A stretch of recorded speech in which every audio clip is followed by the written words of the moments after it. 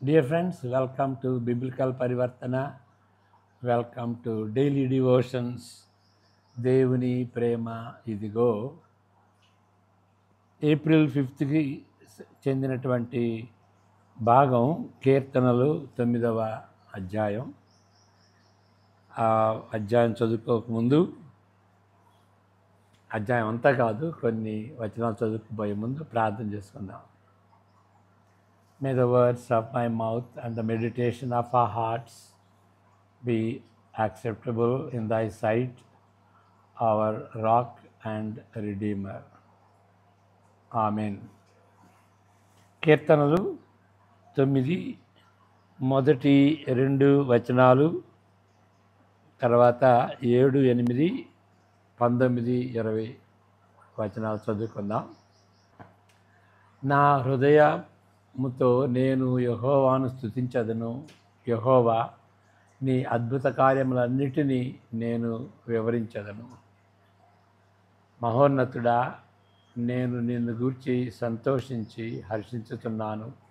నీ నామమును కీర్తించదను. నీవు నా పక్షమున వ్యాజ్యమాడి నాకు న్యాయము తీర్చుతున్నావు. నీవు సింహాసనాసీనుడవై న్యాయమును బట్టి తీర్పు తీర్చుతున్నావు. కాబట్టి నా శత్రువులు వెనుకకు మళ్ళుదురు. నీ సన్నిధిని వారు జోగిపడి నశింతురు. నీవు అన్యజనులను గద్దించి ఉన్నావు, దుష్టులను నశింపచేసి ఉన్నావు. వారి పేరు ఎన్నటికి ఉండకుండా తుడుపు పెట్టి ఉన్నావు. శత్రువులు నశించిరి, వారు ఎన్నడూ ఉండకుండా నిర్మూలమైరి. నీవు కల్లగించిన పట్టణములు స్మరణకు రాకుండా బొత్తిగా నశించను. 7, 8 వచనాలు. యెహోవా శాశ్వతముగా సింహాసనాసీనుడవై ఉన్నాడు. న్యాయము తీర్చుటకు ఆయన తన సింహాసనమును స్థాపించి ఉన్నాడు. 8వ వచనం కూడా, యెహోవా నీతిని బట్టి లోకమునకు తీర్పు తీర్చును, యథార్థతను బట్టి ప్రజలకు న్యాయము తీర్చును. 19, 20 వచనాలు. యెహోవా లెమ్ము, నరులు ప్రబలక పోవుదురుగా కాక, నీ సన్నిధిని జనములు తీర్పు పొందుదురుగాక.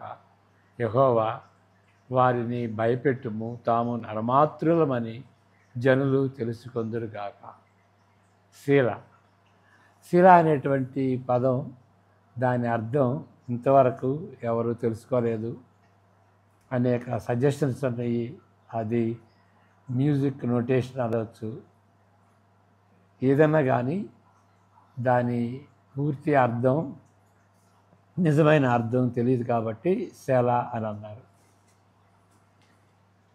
ఇక్కడ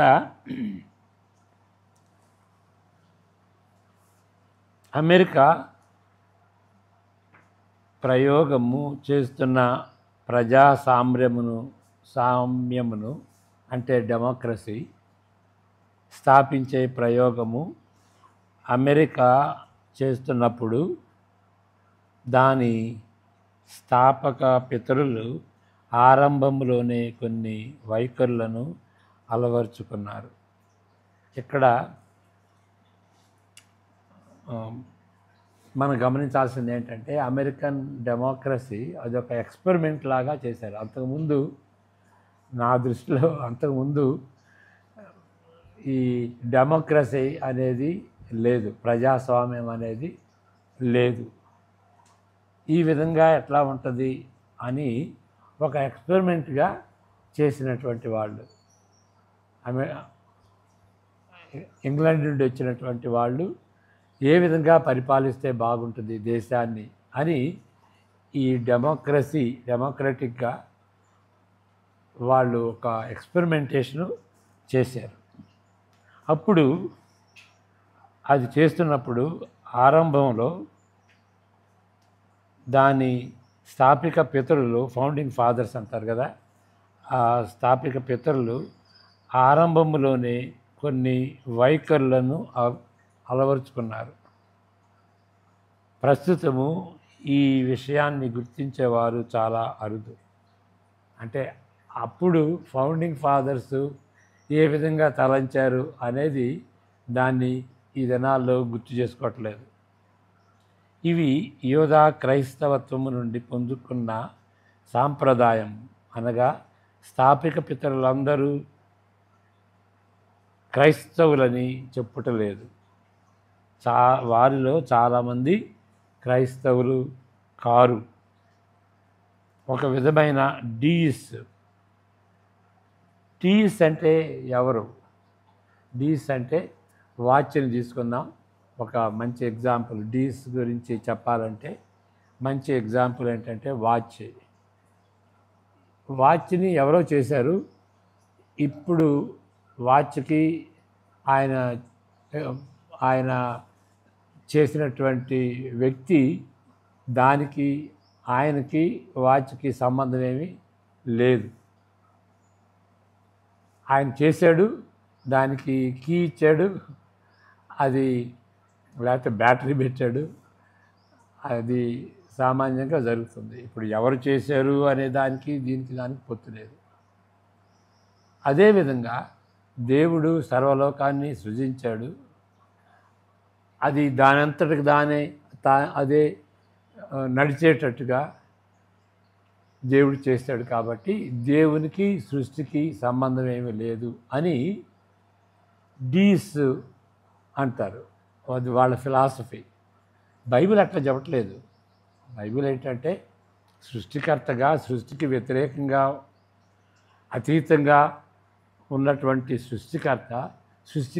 సృష్టిని చేసి దానికి దూరంగా ఉండలేదు, దాంతో జోక్యం చేసుకుంటున్నాడు.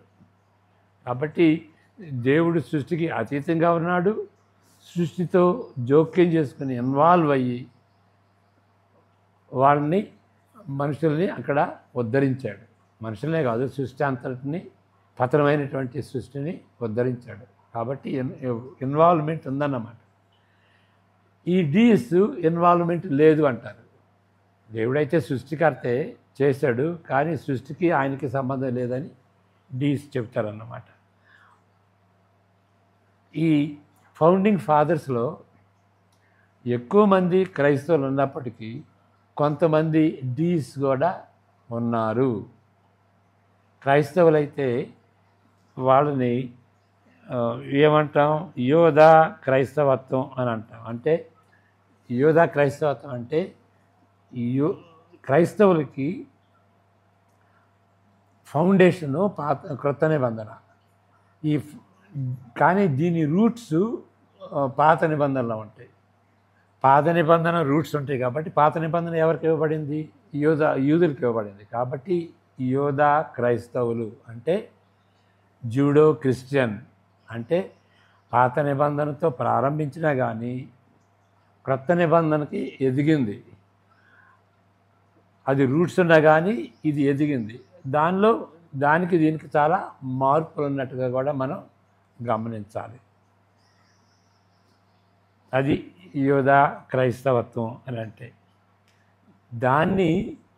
ఆ సాంప్రదాయాన్ని అలవరుచుకున్నట్టుగా ఈ ఫౌండింగ్ ఫాదర్స్ అలవరుచుకున్నట్టుగా మనం అర్థం చేసుకోవాలి. వారు అలవరుచుకున్న బైబిల్ సత్యాలలో ఒక విషయం ఏంటి అంటే మానవ జాతి స్వాభావికంగా వాళ్ళు మంచివాళ్ళు కారు, అపారమైన కీడు చేయగల ప్రజలని నమ్మారు. వాళ్ళు పాపులు, వాళ్ళు కీడు చేస్తారు. ఇప్పుడు జనాలు బేసికల్గా ప్రజలు మంచివాళ్ళు అంటాం, కానీ బైబిల్లో ఏముంటుంది అంటే లేదు, వాళ్ళలో పాపం ఉన్నది, వాళ్ళు పాపులు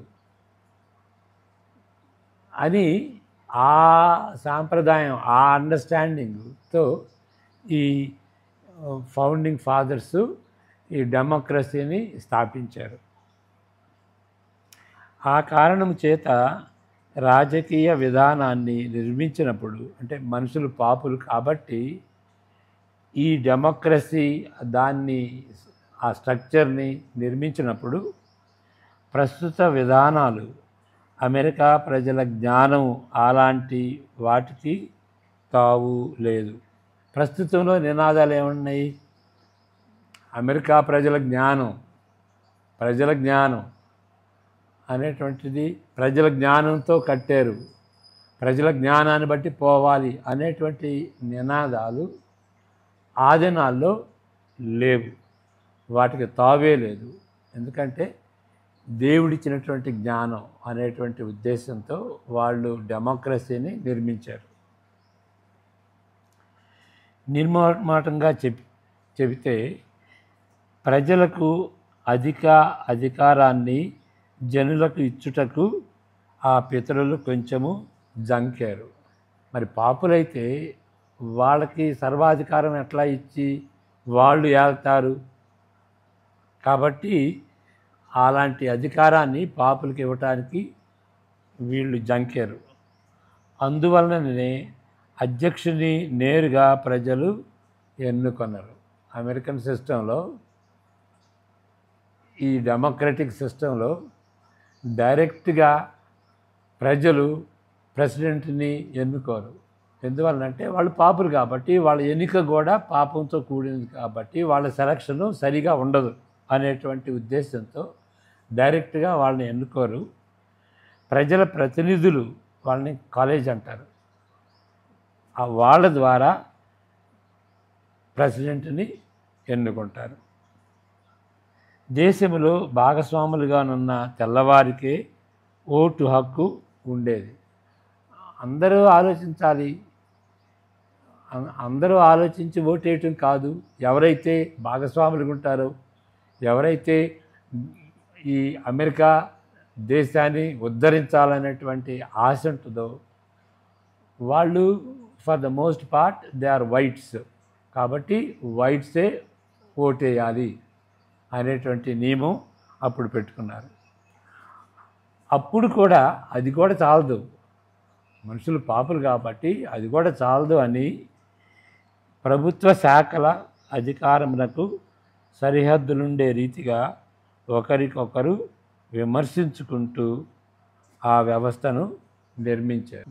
చెక్స్ అండ్ బ్యాలెన్సెస్ అంటాం కదా, అంటే ఒక శాఖ మరొక శాఖని విమర్శించేటటువంటి రీతిగా, ఒక పార్టీ మరొక పార్టీని విమర్శించేటువంటి రీతిగా చెక్స్ అండ్ బ్యాలెన్సెస్ ఈ వ్యవస్థలో, అంటే న్యాయశాఖ, ఎగ్జిక్యూటివ్ బాడీ, లెజిస్లేటివ్ బాడీ, ఇదంతా కూడాను చెక్స్ అండ్ బ్యాలెన్సెస్ ఉండేటట్టుగా 3 శాఖలు నిర్మించారు. ఎందుకంటే మనుషులు పాపులు కాబట్టి. నిరంకుశ పరిపాలన భయంకరమైనట్లయితే వాక్చాతుర్యంతో ప్రజలను రెచ్చగొట్టే నాయకత్వం కూడా భయంకరమైనదని ఈ పితరులు నమ్మారు. ఇప్పుడు పాపులు మరి అన్నీ వాళ్ళ తలంపులు అన్నీ కూడాను వాటిని బట్టి దోషం ఉంటుంది, వాళ్ళ మెకానిజంలో వాళ్ళ పరిపాలనలో కూడా దోషం ఉంటుంది. అన్నిటికంటే ఉన్నతమైనటువంటిది, అంటే ఉన్నతమైనటువంటి తీరులో ఎక్కువ భాగం దోషం ఉండేది ఏంటంటే నిరంకుశ పరిపాలన, టోటలిటేరియన్ రెజీమ్ అంటాం. ఇక ఒక్క వ్యక్తి, ఇక ఆయన చెప్పింది అదే దేవుని శాసనంలాగా ఉంటుంది అన్నమాట. దానిలో ఎక్కువ మనుషులు పాపులు కాబట్టి నిరంకుశ పరిపాలన ఎప్పుడు కూడాను ఇట్స్ నాట్ డిజైరబుల్, దానిలో ఎక్కువ దోషం ఉంటుంది. అలాంటిదే మరి ప్రెసిడెంట్ కానీ ఆ వాక్చాతుర్యంతో వాళ్ళు ప్రజలను ఇన్ఫ్లుయెన్స్ చేస్తే అది కూడాను భయంకరంగానే ఉంటుంది. నిరంకుశ పరిపాలనలో ఉన్నట్టుగానే వీటిలో కూడాను వీళ్ళు ఒకే భాగంలో ఉంటే వాళ్ళలో కూడాను నిరంకుశ పరిపాలనలో ఉన్నటువంటి భయకంపితమైనటువంటి ప్రాబ్లమ్స్, పాపం ఉంటుంది. ఏ తీరులోనున్న సరైన ప్రజాస్వామ్యం పరిపాలన అయినప్పటికీ దాని ప్రయోజనాలలో ఒకటి ఏమనగా విరక్తి చెందించే నాయకుని తొలగించు అధికారాన్ని ప్రజలందరికీ ఇస్తుంది. ఇప్పుడు డెమోక్రసీలో కూడాను ఒకే రీతిలో కాదు, అనేక రకాలైనటువంటి డెమోక్రసీ ఉంటుంది. నిజమైనటువంటి డెమోక్రసీ ఏదైనా ఏ ఏ రూపులో ఉన్నప్పటికీ, ఏ విధంలో ఉన్నప్పటికీ దానిలో ఒక మంచి ఉంటుంది. ఏంటి ఆ మంచి అని అంటే, విరక్తి చెందించే నాయకుని తొలగించు అధికారాన్ని ప్రజలకు ఇస్తుంది.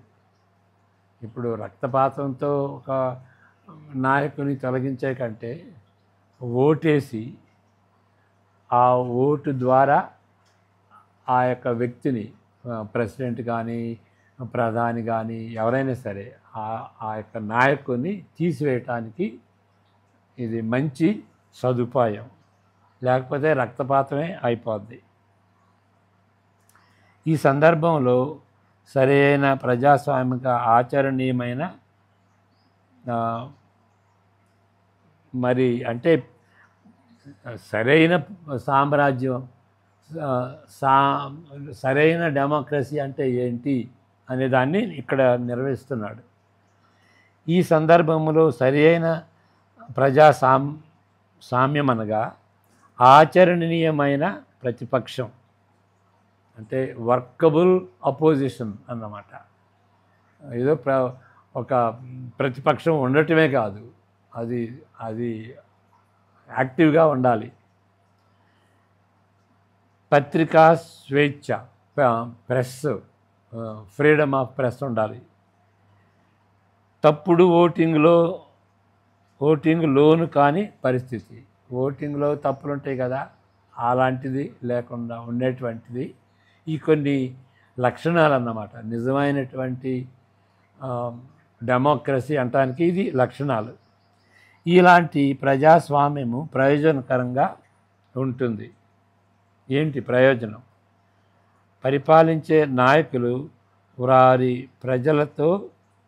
ప్రజల సమ్మతితో ఏలవలెను. అయినప్పటికీ ఇదంతా చేసినా కానీ మనుషులు పాపులు కాబట్టి ఇదంతా చేసినప్పటికీ ఆరంభంలోని ఆలోచనలన్నీ ఆవిరైపోయినాయి. అంటే ఫౌండింగ్ ఫాదర్స్ ఏ ఉద్దేశంతో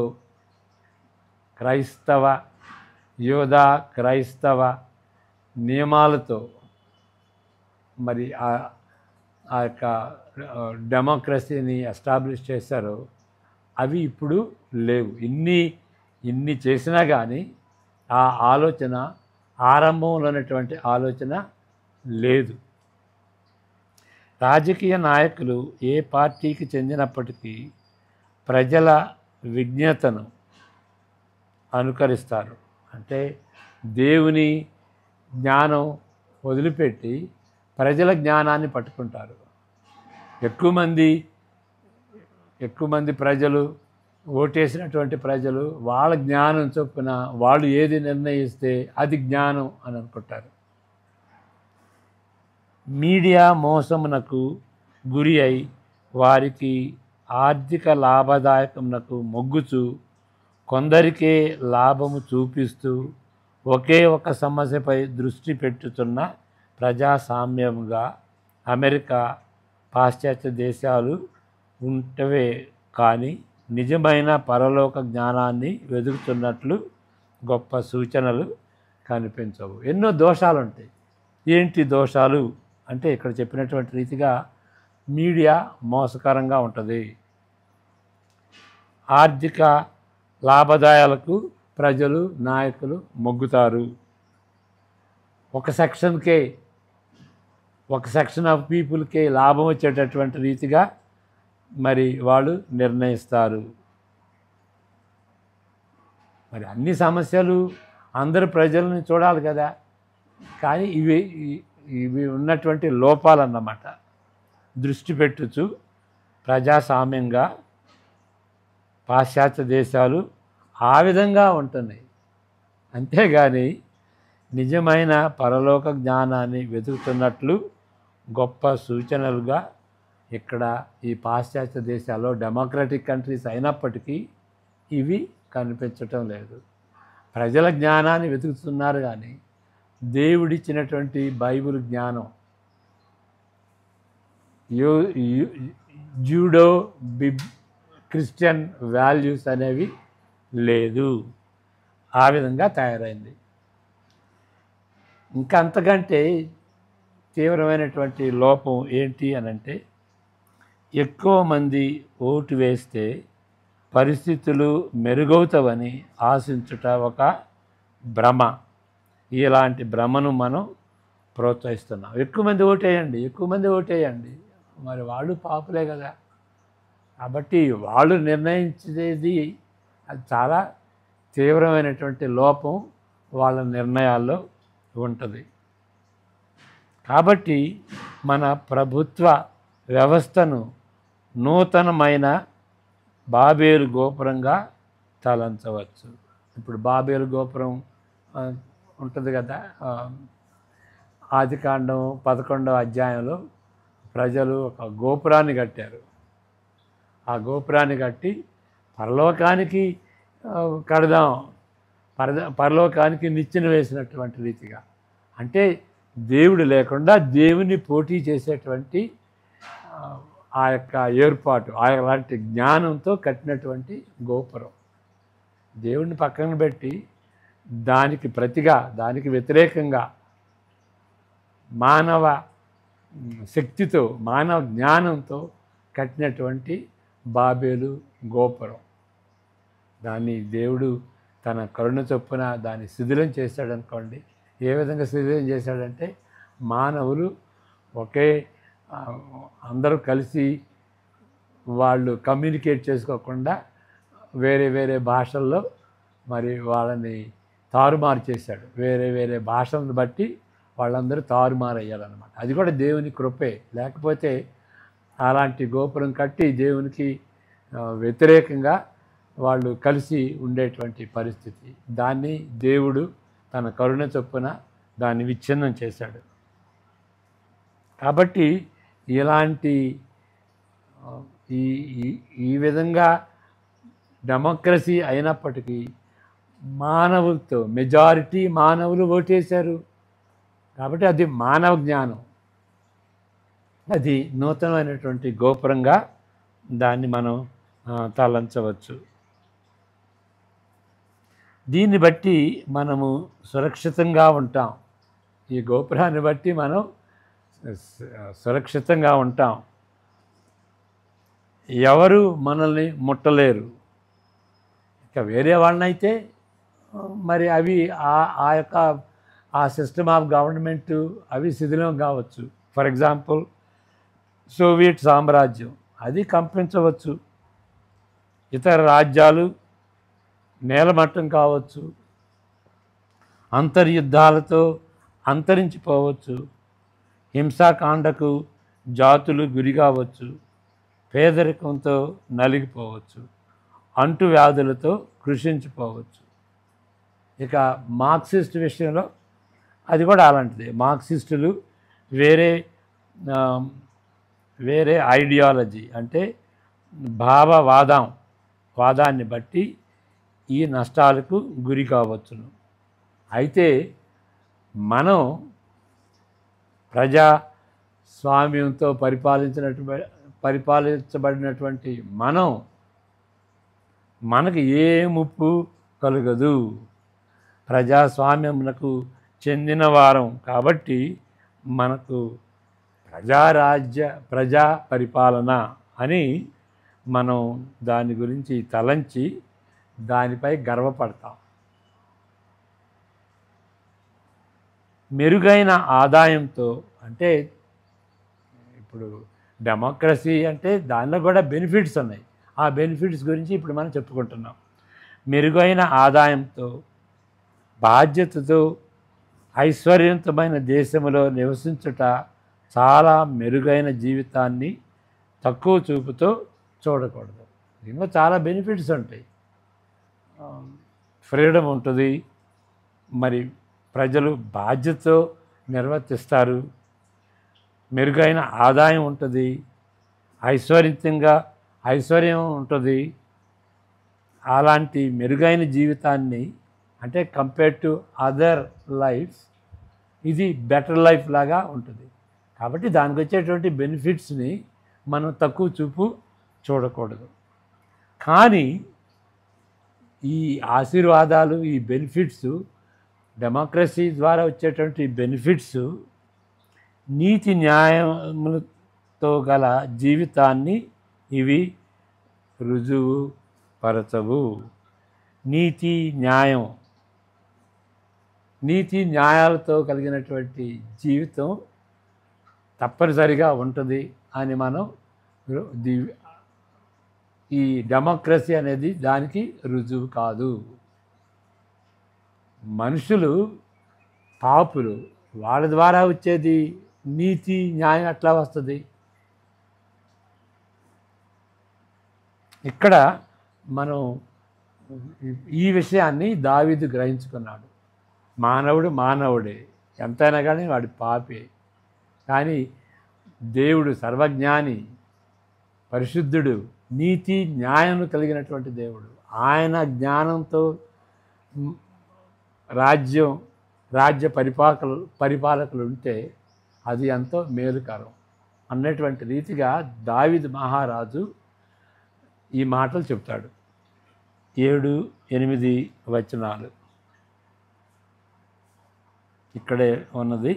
యెహోవా శాశ్వతముగా సింహాసనుడై ఉన్నాడు, న్యాయము తీర్చుటకు ఆయన తన సింహాసనమును స్థాపించి ఉన్నాడు. యెహోవా నీతిని బట్టి, నీతి న్యాయాలు అవి దేవుని నుండి వచ్చేటువంటి విషయాలు కాబట్టి ఆ దృష్టితో ఉన్నటువంటి విషయాలతో పరిపాలిస్తే అది నీతి న్యాయాలతో జరిగేటువంటి దేశంగా తయారవుతుంది అని దావీదు రాజు గుర్తించి ఈ మాటలు చెబుతున్నాడు. నీతిని బట్టి లోకమునకు తీర్పు తీర్చును, యథార్థతను బట్టి ప్రజలకు న్యాయము తీర్చును. ఇంకా గంభీరమైనటువంటి విషయం ఇంకేంటంటే, గంభీరమైన లేఖనాల స్వరాన్ని వినండి. యెహోవా లెమ్ము, నరులు ప్రబలకపోవుదురుగాక, నీ సన్నిధిని జనములు తీర్పు పొందుదురుగాక. యెహోవా వారిని భయపెట్టుము, తాము నరమాత్రులమని జనులు తెలుసుకొందురు గాక. కాబట్టి మనుషులే, వాళ్ళు పాపులే, దేవుడే, ఆయన సృష్టికర్త, ఆయన పరిశుద్ధుడు ఇచ్చినటువంటి నియమాలు అవి నీతి న్యాయాలతో కూడినటువంటి నియమాలు. వాటితో మన దేశం పరిపాలించబడితే, వాటితో ఆ ఉద్దేశం కలిగి నాయకులు ఆ నియమాలతో పరిపాలిస్తే దేశం వర్ధిల్లుతుంది అని మనం గ్రహించుకోవాలి. ఆ విధంగా మనం ఆశించాలి. నాయకులైనటువంటి వాళ్ళు నిజమైనటువంటి నీతి న్యాయాలు ఎక్కడ దొరుకుతాయి? ఇప్పుడు న్యాయం, లాయర్సు, అడ్వకేట్సు వాళ్ళు లా చదివేటప్పుడు మోషే యొక్క ధర్మశాస్త్రాన్ని చదువుతారు, దాన్ని పరీక్షిస్తారు. దానిలో ఉన్నటువంటి ఆ యొక్క న్యూయాన్సెస్, ఏ విధంగా న్యాయం అనేది ఉంటుంది అని అది ఒక మోడల్గా మోషే ఇచ్చినటువంటి ధర్మశాస్త్రం అతను మోడల్గా తీసుకుంటారన్నమాట. దాన్ని మనం వదిలిపెడితే ఇక మనుషులు వాళ్ళు ఓటేసి వాళ్ళ జ్ఞానం చొప్పున దేశం పరిపాలిస్తే అది పాపంతో కూడినటువంటి వ్యవస్థ అవుతుందని మనం గ్రహించాలి. ప్రార్థన చేసుకుందాం. ప్రభువా, మరి మేము కానీ మా నాయకులు కానీ నిజాయితీలతో మీ దృష్టిలో ఏది నీతి, మీ దృష్టిలో ఏది న్యాయం అని తలంచకుండా పరిపాలించినటువంటి పరిస్థితి నాయన, మమ్మల్ని వారిని క్షమించండి. నీతి న్యాయాలతో మేము మా సమాజంలో జీవించటానికి మీ కృపను అనుగ్రహించమని ప్రార్థిస్తూ, మీ వాక్యంలో ఉన్నటువంటి నీతిని న్యాయాన్ని పరిశోధించి గ్రహించుకుని మా జీవితాలకు అన్వయించులాగున మీ కృపను మాకు అనుగ్రహించమని యేసు ప్రభు పేరట వేడుకుంటున్నాం తండ్రి. ఆమెన్. God bless you.